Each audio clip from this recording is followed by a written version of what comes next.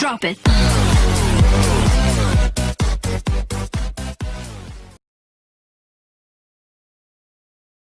Hi friends, how are you. मैं साहिर कमाल आपका स्वागत करता हूं आपके अपने यूट्यूब चैनल कमाल के English powered by gap shop. मुश्किलों में भी आगे बढ़ना सीखो, टेढ़े हालातों में तुम भी बिगड़ना सीखो। मुश्किलों में भी आगे बढ़ना सीखो, टेढ़े हालातों में तुम भी बिगड़ना सीखो। बावजूद कि तुम्हारे ताकत ना हो, समुंदर की लहरों से तुम भी लड़ना सीखो। ज़िद्दीपन तुम्हें बदनाम ज़रूर करेगी, पर आखिर ज़िद से ही तुम्हें कामयाबी मिलेगी। जी हाँ दोस्तों, ये लाइन है आज जिस चैप्टर को मैं पढ़ाने जा रहा हूँ, जिसको समरी वे में मैं आपको एक्सप्लेन करने जा रहा हूँ हिंदी में। तो उन्हीं चैप्टर्स के ऊपर मैंने ये खुद लिखा है so that you could understand the essence of the chapter before going through the summary. Summary को बिना पढ़े ही आप समझ सकते हैं कि इस चैप्टर में क्या है और क्या नहीं है, इसमें हमें क्या देखने को मिलेगा, क्या सीख मिलेगी। So this chapter is dedicated to the CBSE board student 12th class. तो 12th क्लास में 2 बुक्स होती है, number 1 Flamingo, number 2 Vistas. Flamingo के 2 चैप्टर्स ऑलरेडी अपलोडेड हैं चैनल पे, आप चाहे तो देख सकते हैं। This is the 3rd chapter that is Deep Water, written by William C Douglas. इन्होंने इस चैप्टर को लिखा और डीप वाटर में क्या क्या है क्या नहीं है उसको अभी मैंने 4-5 लाइन बोल करके आपको समझा दिया। पर एग्ज़ाम में तो हम वो लाइन नहीं लिख सकते, तो उस लाइन को न लिख करके आप समरी देखेंगे और बहुत ही इजी वे में मैंने समरी लिखवाने की कोशिश करी है। आप चाहें तो नोट्स बना सकते हैं या चाहें तो बाय हार्ट उसे लर्न भी कर सकते हैं। So without wasting the time let's begin the video. सबसे पहले हम बात कर लेते हैं about the lesson. This is an autobiographical chapter और ऑटोबायोग्राफिकल स्टोरी। यह एक ऑटोबायोग्राफी है जो कि विलियम सी डगलस का खुद का एक्सपीरियंस है। William Douglas had 2 mishaps with water at a very early age. शुरुआत में ही उनके साथ बचपन में ही 2 दुर्घटनाएं घटी। मिसहैप्स का मतलब दुर्घटनाएं। He was बेयरली 3 or 4 when his father jokingly threw him into water। पिता है और बेटे आपस में हंसी मजाक मस्ती करते हैं। तो लगभग 3 या 4 साल की उम्र में उनके पिता ने मजाक में उनको पानी में ढकेल दिया। But young Douglas panicked and was traumatised. लेकिन वो छोटे से डगलस, विलियम सी डगलस उस टाइम पर 3 या 4 साल के थे, पैनिक हो गए, मतलब एकदम हड़बड़ा गए और ट्रॉमेटाइज्ड हो गए। ट्रॉमेटाइज का मतलब यहाँ पर हड़बड़ाहट या घबरा जाना है। He was very fond of water sports and for this reason he joined a swimming pool। क्योंकि विलियम सी डगलस जो है बहुत ही फॉन्ड ऑफ वाटर स्पोर्ट्स के थे। फॉन्ड ऑफ का मतलब होता है शौकीन होना। वाटर स्पोर्ट्स में बड़ा उनको इंटरेस्ट था, तो उन्होंने स्विमिंग पूल को ज्वाइन किया। Unfortunately at the pool he was throne into deep water bye a bully who did not know that Douglas could not swim. लेकिन उनका भाग्य उतना साथ नहीं दिया। अनफॉर्चुनेटली, अभाग्यपूर्ण, वो पूल पर खड़े हुए थे। इवन दो वो लाइक करते थे स्पोर्ट्स जो वाटर में खेले जाते हैं या वाटर स्पोर्ट्स जो लाइक करते थे, रेसिंग होती थी, जंपिंग होती थी, लेकिन पूल के पास खड़े खड़े एक लंबे से लड़के ने थोड़ा सा बुली हु डिड नॉट, एक आया लड़का, उसने थोड़ा सा छेड़खानी करते हुए विलियम सी डगलस को धक्का दे दिया, क्योंकि उसे मालूम नहीं था कि विलियम सी डगलस को तैरना आता है या नहीं। Douglas was nearly killed in this mishap. Douglas मरने ही वाले थे, इतनी बुरी दुर्घटना वो उनके साथ थी। The trauma and fear gripped him all the more firmly. उनके दिमाग और एकदम उनके पूरे मस्तिष्क में, उनके शरीर में एक डर बैठ गया और पूरी तरीके से डर ने उनको ग्रिप कर लिया, अपने काबू में कर लिया। इन स्पिट ऑफ ऑल दिस, इन सब होने के बावजूद, इन सब चीज़ों के बावजूद भी डगलस वॉज डिटरमाइंड। डगलस ने अपना डिटर्मिनेशन नहीं खोया। And he wanted to learn how to swim at any cost. और वो किसी भी कीमत पर इसे सीखना चाहते थे, मतलब स्विमिंग लर्न करना चाहते थे। He hired the services of a professional coach. उन्होंने एक प्रोफेशनल कोच की सर्विस ली। And under him learned how to swim in a few months time. और कुछ ही महीनों में उन्होंने उस कोच के थ्रू लर्निंग सीख ली, स्विमिंग सीख ली। His perseverance paid off. और उनका प्रीजर्वेंस मतलब पेशेंस जो है आखिरकार सफल हुआ। ही बिकेम अ स्विमर, एक अच्छे स्विमर बने, and he was successful in participating in water sports his fond wish, जो उनकी शौकियाना इच्छा थी, फॉन्ड का मतलब शौकीन होता है, जो उनकी इच्छा थी आखिरकार उसमें वो सफल हुए। Now come to the summary of this chapter.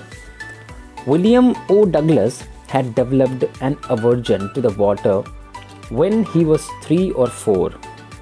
लगभग जब 3 या 4 साल के थे तो विलियम सी डगलस ने अपने माइंड में और अपने हार्ट में एक एवर्जन का मतलब होता है डिसलाइक, हेट, पाल लिया। किसके प्रति? वाटर के प्रति। His father had taken him to the beach in California नाम की एक जगह है जो कि अमेरिका में है, सब जानते हैं। तो वहाँ पर एक बीच के किनारे उनके पिता उनको ले गए थे। They stood together on the Surf word आपने सर्फ एक्सेल में सुना होगा, तो लेकिन उसका मतलब हम लोग शायद ना जान पाते हो। तो सर्फ वर्ड का मतलब होता है वेव, मतलब तरंगे। तो जो वहाँ पर बीच पर खड़े हुए, उन्होंने दोनों लोग खड़े थे, वो सर्फ को देख रहे थे किनारे खड़े होकर। The waves knocked him down and swept over him. Waves आई मतलब सर्फिंग इतनी तेज़ हुई, वेव्स आई और उन वेव्स ने उन दोनों को ही लपेट लिया, स्वेप्ट ओवर हिम। अब चूँकि फादर बड़े थे, वो उस स्वीपिंग ओवर को झेल गए, लेकिन वो 3 या 4 साल के डगलस उस स्वीपिंग को झेल नहीं पाए। And he was buried under water, और वो पूरा डूब गए पानी में। हिज ब्रीथ वॉज गॉन, सांसें एकदम जैसे चली गई। He was frightened. His father laughed, but the overpowering force of the waves filled terror in his heart. वो एकदम डर चुके थे, बुरी तरीके से आतंकित हो गए, और उनके पिता उनको देखकर हंस रहे थे।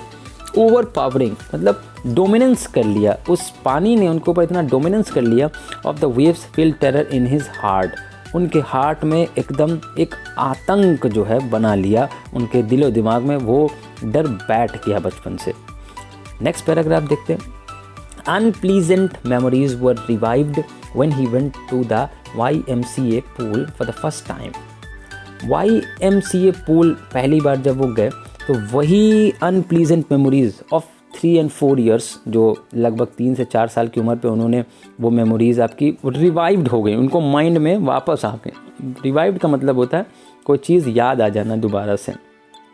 YMCA का फुल फॉर्म अगर आप देखें तो YMCA को ह्यूमन क्रिश्चियंस एसोसिएशन कहा जाता है। ह्यूमन की जगह आप यंग मैन कह सकते हैं, यंग मैन क्रिश्चियन एसोसिएशन, ये पूल का नाम था। पूल का मतलब होता है तालाब। Childish fears were stirred, but soon he gathered confidence।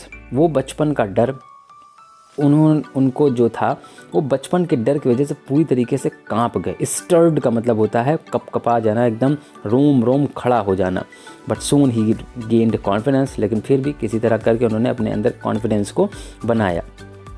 When he went to the pool, जब पूल के पास वो खड़े थे, गए वहाँ पर, there was no one else, कोई था ही नहीं। So he sat on the side of the pool to wait for others. तो दूसरों का वो वेट करने लगे कि कोई आए और उनको हेल्प करे। Shortly afterwards a boxer boy picked Douglas and through him into the deep and. तभी कुछ देर के बाद एक बॉक्सर बॉय, एक लंबा चौड़ा मस्कुलर व्यक्ति वहाँ पर आया और डगलस को उठाकर गोद में through him into the deep and, एकदम पानी में फेंक दिया। डीप एंड मतलब गहराई में जाकर वो गिरे। He struck water in a sitting position, वो एकदम सिटिंग पोजीशन में जाकर के पानी में नीचे जाकर टकरा गए उसके प्लेटफॉर्म से, जो ज़मीन का प्लेटफॉर्म था। ही swallowed water and at once went to the bottom। वो पानी पूरा उनके मुंह के अंदर लाइक वो स्वालो कर लिया उन्होंने। स्वालो का मतलब निगल लिया, और वो एकदम बॉटम पे जाकर लड़ गए। नेक्स्ट पैराग्राफ देखते हैं। He was frightened but did not lose his wits. वो डरे तो बहुत बुरी तरीके से, लेकिन उन्होंने फिर भी अपनी विट्स को नहीं खोया, मतलब अपने कॉन्शियसनेस को नहीं खोया। He made a plan. जब वो पानी के नीचे थे तभी उनके माइंड ने काम करना शुरू किया। उन्होंने एक प्लान बनाया। He would make a big jump when his feet hit the bottom. उन्होंने एक लंबा सा छलांग लगाई, जंप लिया। उनका पैर जैसे ही बॉटम पे गया तो हम जनरली अपने आप को जब छलांग लगाते हैं तो एक सपोर्ट लेते हैं, तो उन्होंने पैर के तलवों को ज़मीन पर टेक करके एक लंबा सा छलांग ऊपर की ओर लगाया। He would come to the surface like a cork की तरीके से वो सरफेस की तरफ आए, मतलब ऊपर की तरफ, पानी पे ऊपर की तरफ आए। अब ये कॉर्क क्या होता है? कॉर्क के कई मतलब निकलते हैं।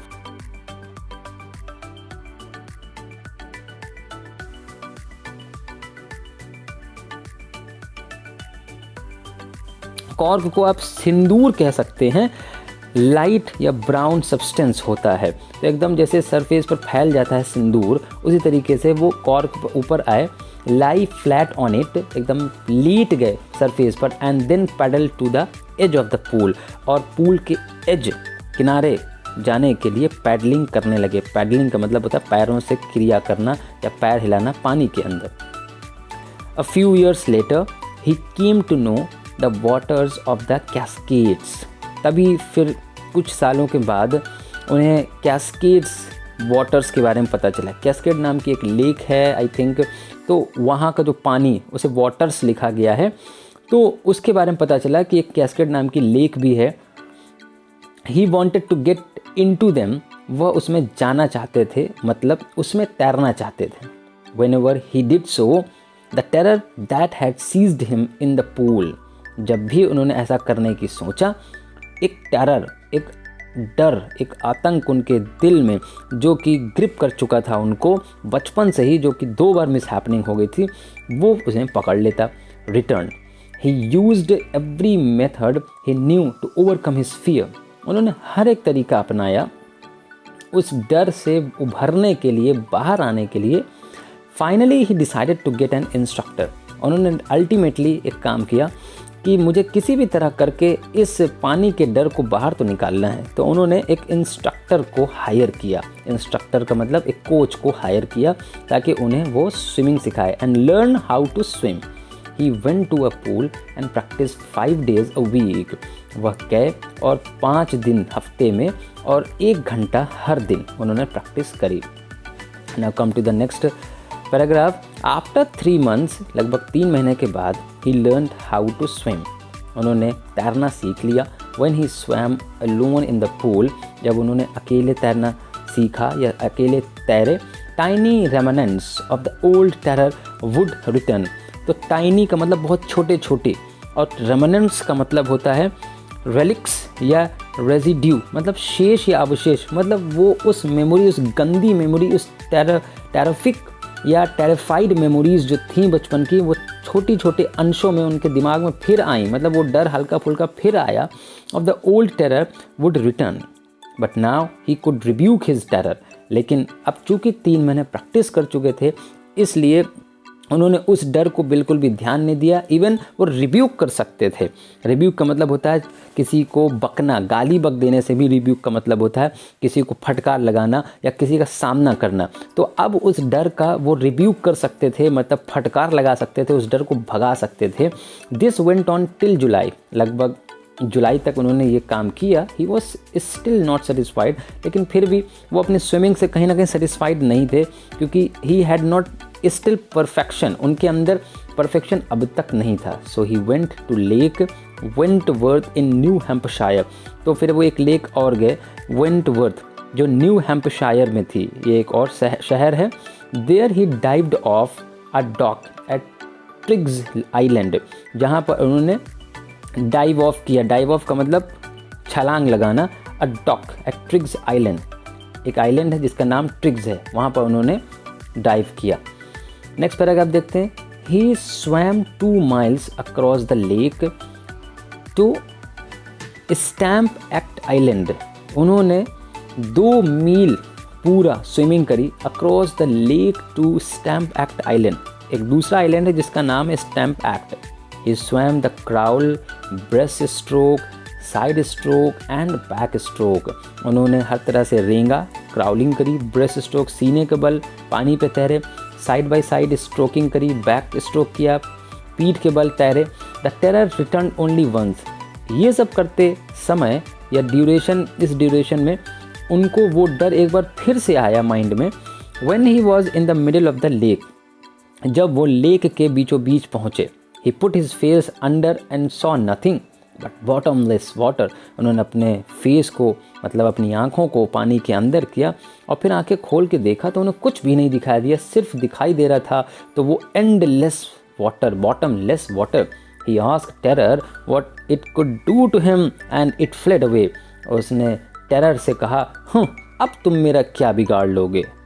साहिर है what it could do to him, अब उसका वो क्या बिगाड़ सकता था, और वो डर अपने आप भाग गया। इन दिस वे आपने देखा कि अगर अपनी सफलता चाहिए तो ज़िद बहुत ज़रूरी है, और दैट इज़ वाई शुरुआत में मैंने वो लाइन बोली थी कि समुंदर से लड़ना सीखो और चाहे टेढ़े हालात हों, अगर आपके अंदर ज़िद नहीं है तो आप सफलता हासिल नहीं कर सकते। किसी चीज़ से डर करके बैठ जाना, आप लाइफ टाइम डरेंगे, और एक डर को पाल लेना आप 1000 डर को पालेंगे। So this is the recommendation from my side. Even the poet here himself recommends you, we should not fear of doing anything, we should not fear of anyone। हमें सामना करना है, यही ह्यूमन लाइफ है, उसके अलावा कुछ भी नहीं। Thank you so much for visiting my video. So if you like the video, so please like, share with your friends and comments for any question or query, and I'll be back with another video of 12th class, 11th and 9th with 10th class।